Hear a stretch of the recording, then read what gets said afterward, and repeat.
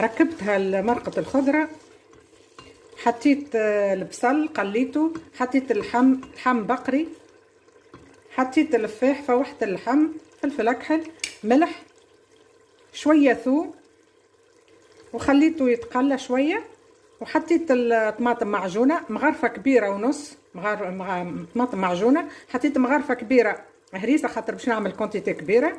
توا خليتها تقليت شويه كما تشوفوا على الطماطم باش تتقلى شويه. توا باش نحط السلق قصيته جويد وغسلته بالكدا تغسلوه مليح مليح مليح في شويه خل، شللوه مع شويه خل. انا قلت لكم باش نعمل كونتيتي كبيره باش نبعث لاولادي في الحكوك،